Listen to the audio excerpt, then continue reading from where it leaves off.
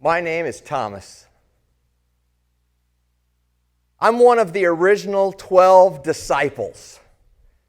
There were 12. Think about this for a second. Of all the billions of people who ever been in the world, I got picked. I was one of 12. Holy cow! That's incredible.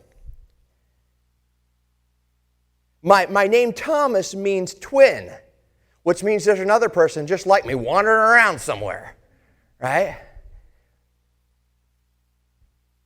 Now, let me clarify my name Thomas, okay? Because people have been getting my name wrong forever. My first name is Thomas. There's no name before my name. It's just Thomas. People like to put a descriptor before my name.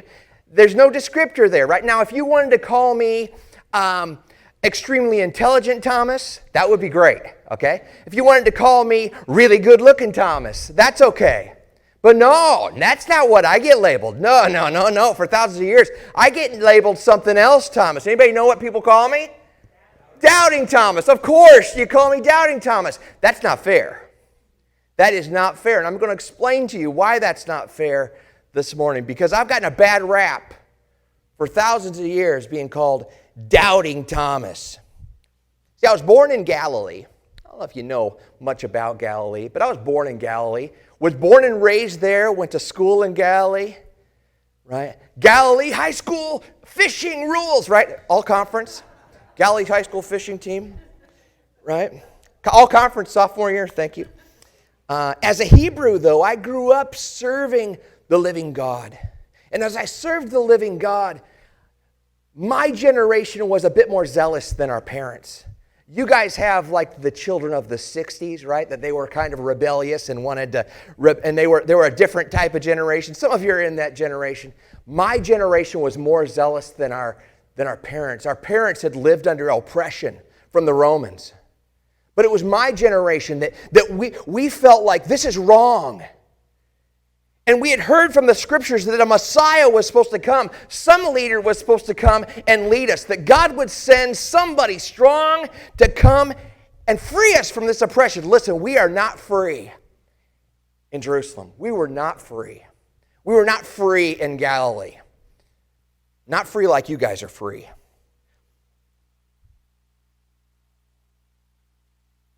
So when I heard him with my ears, when I saw him with my eyes, this guy, Jesus, who I never heard of him before, out of nowhere, he's just out and he's preaching and he's teaching.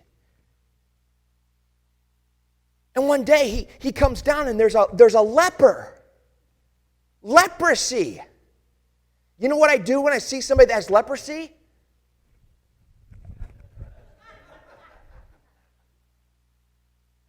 And he goes up to the person and he hugged him. And the big mound of leprous just went away. He began to teach in a way I'd never heard anybody. He was speaking with authority about stuff that the religious leaders didn't understand. And he was talking about it like it was firsthand, like he wrote the stuff. And so you know what? Am I a doubter? No. I was all in. Now, against every family member in my life, mom, dad, cousins, grandparents, great-grandparents, great-great-grandparents, everybody, against all of them, all my friends, I did what none of them thought they should do. They begged me not to. But I sold everything I had. I quit my job. I left my family. And I left it all to walk with this guy, Jesus, and follow him. Does that sound like a doubter to you? Does that sound like a doubter to you? No. I wasn't a doubter.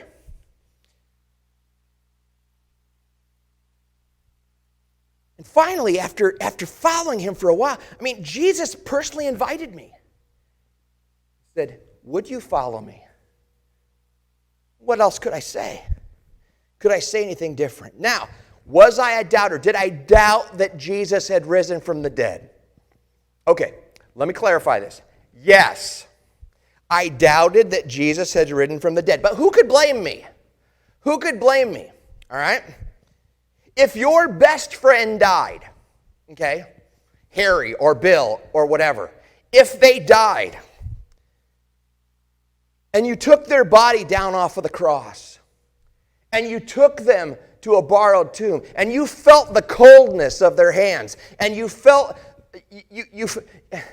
I know what dead feels like. When you feel that and you experience that, I felt the coldness of his body. I felt the stiffness of his body. And we carried it and we put it in the tomb and we wrapped him.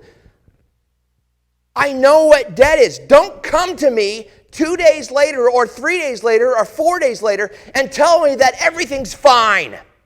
It's not fine. He's dead. I know what dead looks like, and dead people stay dead. When Uncle Fester died, I didn't say, oh, I wonder if Uncle Fester's going to raise from the dead today. Because my experience tells me that dead people stay dead. I'll tell you why I didn't believe. You want to know why I didn't believe, young lady? I didn't believe, not because I didn't believe Jesus. I didn't believe Peter. See, Peter finds me out on the road. I hadn't gone to be with the disciples. I'll tell you what I did. When I saw that Jesus was crucified, we put him, you know what I did? I picked up and I ran. I ran as fast as I could and I hid out, and I wasn't going to be with the other disciples. I went by myself, and I got to figure some stuff out. I've got to figure this out. I've got to figure out, what am I going to do? I've thrown everything away. I left my job. I left my family. I left everything. Now it's all gone. What do? I had to figure this out, and so I left. But when I find Peter, Peter comes and he tells me, oh, he's alive. We saw him. Do you notice what I just said about Peter? What did he tell me? I saw him. You mean Peter didn't believe until he saw Jesus? What about John? John didn't believe until he saw Jesus. Mary didn't believe until he saw Jesus. Mom didn't believe. Jesus' mom, we call her mom. Mom didn't believe until she saw him. None of us believed, and I'm a doubter. I'm the big doubter. This is ridiculous. I didn't believe because I didn't believe Peter. And I certainly didn't believe John, and I didn't believe Andrew for nothing because that guy tells stories all the time. I didn't believe anything they were saying. Certainly not going to believe against all the experience and everything that I know about the world. Yes, I doubted. But they all doubted too. You would have doubted as well. And so, I said, I won't believe. When I'm talking to Peter, I said, I don't believe until I put my finger in the hole in his wrist. And I won't believe. Well, I was just saying because I wanted them to know that I needed evidence. I needed proof. Trust me, when I saw Jesus in that room, we were in that room. When I saw him in that room, I did not for a second need to put my finger in his wrist. I did not for a second need to put my finger. I knew just from the sound of his voice it was him. I knew it was Jesus. But when I touched him, I knew he wasn't a ghost. I knew he wasn't a phantom. I knew he was real.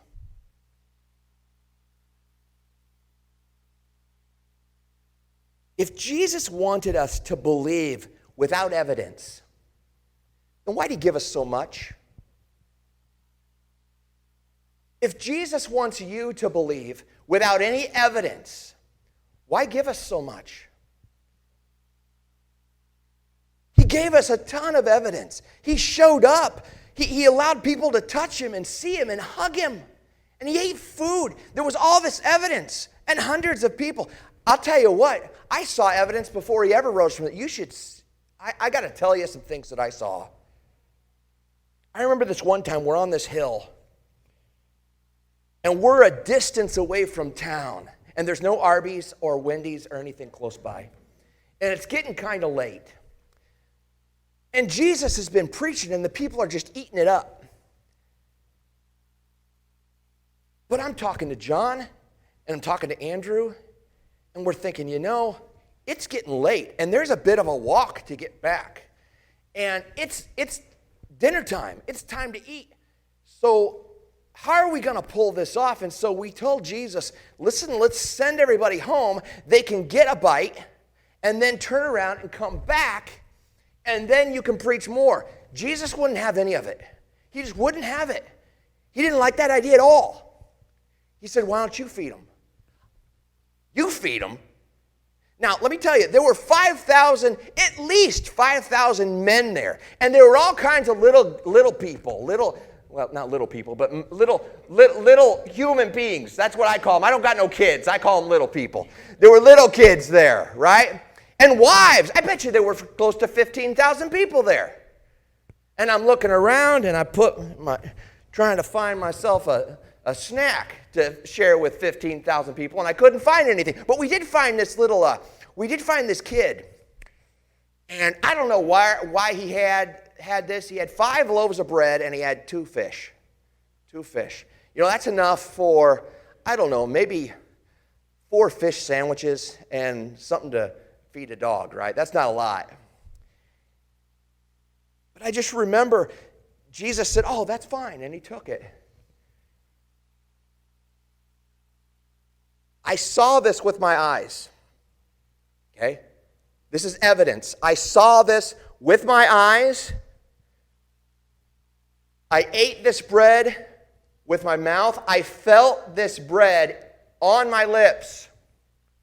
I felt this fish on my mouth. I tasted this fish that came out of, fed all of these people. 15,000 people ate from one little kid's lunch. And is there evidence? Yes, there's evidence. You know what the evidence is? I saw it. You say, well, I don't believe you. Well, then ask one of the other 14,999 people that were there. We all saw it. We all ate it. We all felt it. Like I wanted to feel, to know that Jesus was real. I remember another time when Jesus was walking around and he sees this person, hasn't walked their entire life. We saw this person, and they would sit in front of the temple just like this. They'd sit in front of the temple like this at the gate, and they would just like this. This is what they did all day long. And they, didn't walk, hadn't seen either. Jesus grabs onto this guy, looks him in the eye, and the next thing you know, the person's walking around like a normal person. And the only thing that was in between was Jesus. I saw it with my eyes. I heard this person talk with my ears. There's evidence. Don't tell me I'm a doubter. I'm sick of people calling me a doubter. I remember when we were about to go to see a good friend of ours had passed away. He was really sick at the time. He hadn't died yet. His name was Lazarus. And I remember we had heard that he was very, very sick. And I figured Jesus would go right away to go meet him. I figured he'd go right away. But he didn't. He waited like a couple of days. And then he said, all right, let's go. The bad time to go. Bad time to go. We had been talking because we'd heard the rumors. They were out to kill Jesus already. Jesus was high on the most wanted list. And we knew that if he showed his face, there was a good chance he was going to get arrested and it was all going to go south. And then if he got arrested, look who else is getting arrested. We are too. But he insists, he says, no, we're going. And I'm the one. You can look it up. I'm the one who said, let us go with him and die with him. I was willing to die for this guy. I was willing to die for him until he died. Because all my dreams were wrapped up, all my future, everything was wrapped up in this guy. And then out of nowhere, in just the course of a week, we were going to reign him king.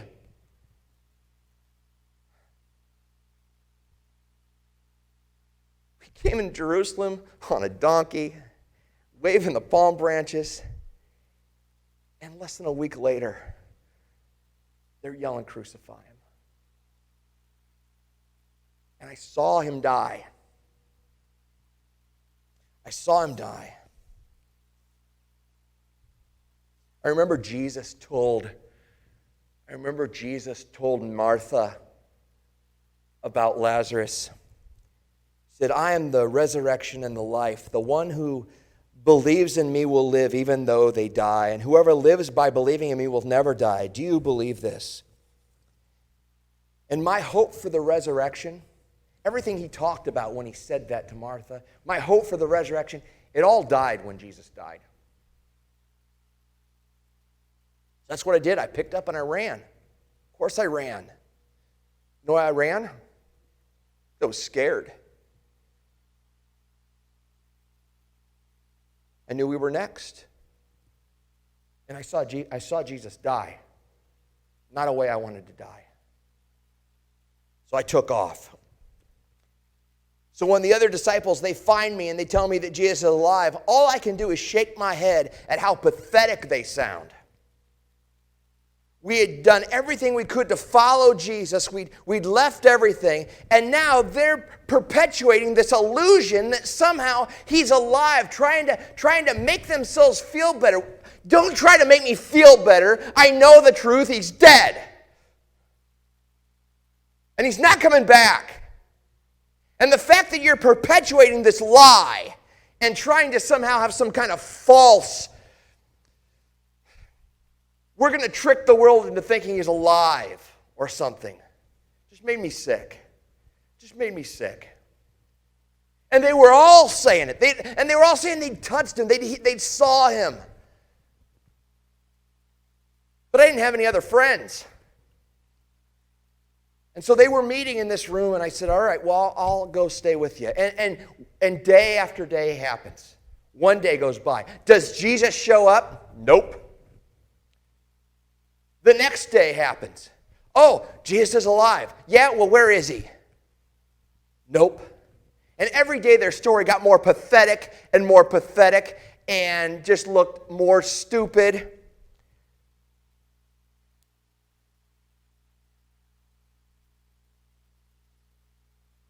Until it was about a week later. 7 days, 8 days, I don't remember. We were sitting in there, and by then, their story was pretty flimsy. It was pretty flimsy story. Began to wonder if they even still believed it or not. And we were scared. We're hiding out in this room because we know that Romans are looking for us. We've heard that they are looking for us. They're trying to find us. And we've got this room, and we've got the locks on it, right? The Turbo Lock 5000 that we got right on the door, and nobody penetrates that thing. And so we've got it on there. We're trying to be quiet. Nobody knows they're there. Nobody's come. The door is shut. The door is locked. And all of a sudden, we're sitting around, and there's Jesus. And I fell off my chair.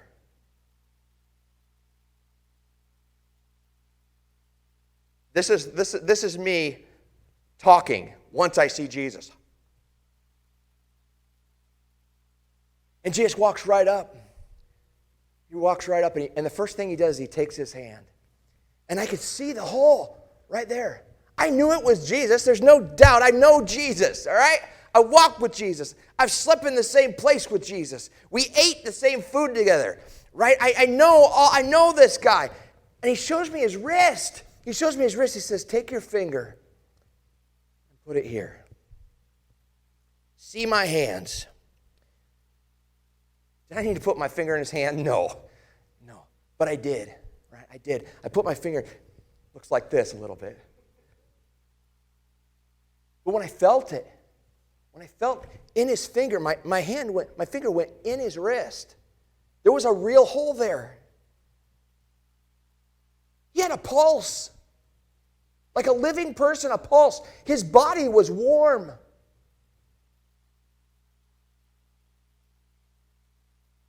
He was perfect. And so then he reaches out. He said, here, put your hand in my side. And he pulls the thing out. And there's a big gash there. And there's a scab. But I felt it. It's warm. It's the same kind of flesh that was on his wrist. And Jesus gave me this command, and I'll obey this command the rest of my life. This is what he said. He said, stop doubting and believe. How in the world could I doubt? I just talked to you. I just touched you. You are alive. And he said, because you have seen me, you have believed. Listen to me really closely. I was there. Jesus didn't say, when I asked, when I had said, I don't believe, I won't believe until I touch. When he showed up in that room, you would think he would have chastised me. That he would have ripped into me. He would have ripped me a new one and said, you're a horrible disciple. He didn't say that at all. Here's what happened is I had this great desire to know God. I wanted to believe, but I couldn't believe because the facts were against it. Some people believe it takes a lot to believe, right? They got to have all kinds of evidence. Some people, you tell them anything, they believe it. We call those people gullible. But I just needed something to grab onto and to believe. And when I asked for that, when I needed that, Jesus didn't show up in that room to ridicule me and to chastise me for having doubt. He just said, here, this is what you need to believe, and I'm happy to provide it for you. I'm happy to give it to you. What about you? We all find ourselves in different places of belief, different places of doubt, not knowing this or that. Like I said, some people doubt emphatically. They doubt everything. You've got to prove it 6 ways, upside and downside. And then there's other people that are just super gullible, and they'll believe anything. You doubt who Jesus is. This is what he said. He said, the way, the truth, and the life. Fair enough. Fair enough. But are you willing to seek after the truth and wait for God to show up? I guess that's where I am. That's where I was. Did I doubt God? Yes. I doubted that he'd risen from the dead. It never even crossed my mind that he could be alive. But God was willing to meet me in my place of doubt. Do you have doubts? Do you wonder about God? Do you have questions about God? Are you wondering, is this all real? Is Jesus really risen from the dead? Is he not? Can a wonderful God love somebody as sinful and as disgusting and gross and dishonorable and a lying thief? Can God love me? You say, I doubt it. I doubt it. See, we're all broken people, even those of us who walked and slept and ate and ministered with him. We were broken. We were really broken after he died. But Jesus didn't come to free us from Rome. I learned that. I thought he'd come to free us from Rome. That's what we've been waiting for. That's what we've been getting everything ready for. When we thought he was going to free us from Rome. But he didn't. He came to free us from God's wrath. See, I never knew that. He came to free us from a God who had to punish sin. And so I saw it. I looked on that cross. And when I saw it, I saw the most disgusting thing I'd ever seen. It tore me apart because this was my friend. This is somebody that I loved more than I loved anybody else. And I'm watching him, and his body, you can't even recognize him. He's so bloody. And the pain and all this. And why did that happen? It was because of me. It was the wrath of God that was supposed to come upon me, fell upon Jesus. The wrath of God was supposed to fall on me, and I'm supposed to pay for my sin and face God's wrath. But all of that, the wrath, not of me and of EJ and Randy, all that wrath, it all came down on Jesus at one time, and he died on that cross, and the wrath was taken, it was meted out, and he received that wrath. And at the cross, he said this was his word, he said, "It is finished." He said, "It's finished." The wrath that you deserve, it's all gone. It's all finished. No more wrath for those who put their faith in Christ. No more wrath from God. That's all finished. That's all done. That's all been accomplished. And the proof that my sins are paid for is that I felt his hands, felt his side, and I know that you can see him. You can't see him the way I saw him. I know you don't get that opportunity to put your finger in his wrist and in his side. But Jesus did say this to me after I did. He said, "Blessed are those who have not seen and yet have believed." If you have doubts this morning, here's what I ask you to do.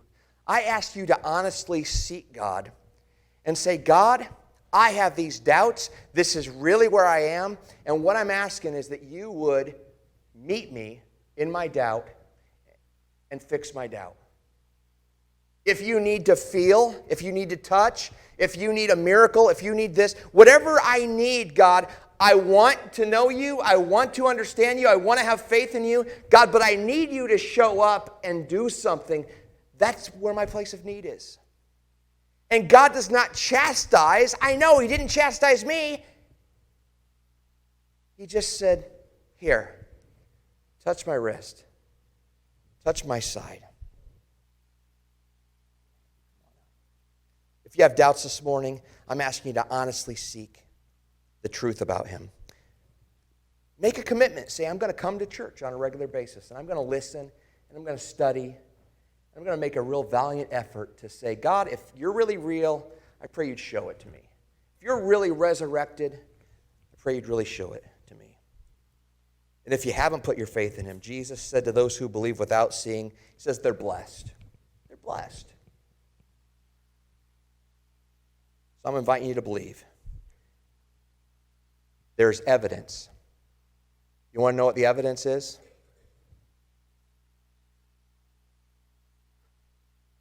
Your salvation. I've touched the evidence.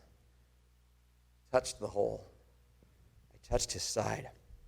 I touched the evidence with my own hands. God, I thank you for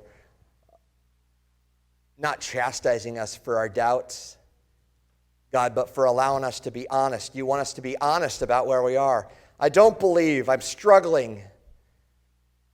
Or I believe part, or I don't believe all. God, we're open to you, though, to whatever you want to teach us and whatever you want us to know. God, we're open. So, God, meet us in our place of doubt. God, I'm asking you to touch the lives of each person here. God, for those of us that are in this room, we believe this, God, that we are sinners, that it was the wrath of God, the wrath that we deserved that was meted out upon Jesus on that cross. He took all the wrath, and it is finished. And the evidence of that, God, is that you rose from the dead. We were able to touch your hands and to touch your side and see that you're real, you're really here, and you really are alive. You really are resurrected. And that my sins really were forgiven on that cross because of that proof. If that's you this morning and you're like, I believe I'm a sinner. I believe that I deserve wrath for the things that I've done from God, that I don't deserve to just go to heaven and without something happening to me. That all that happened to Christ. If that's you this morning and you're like, I believe that. And I want to follow Jesus. Pray this with me. God, in Jesus' name, I believe that I'm a sinner. I believe that I have fallen short of the glory of God. I believe that I deserve wrath from you because I've disobeyed you and I've violated just the holiness of who you are. That I was born with a sin nature, God, and I believe that.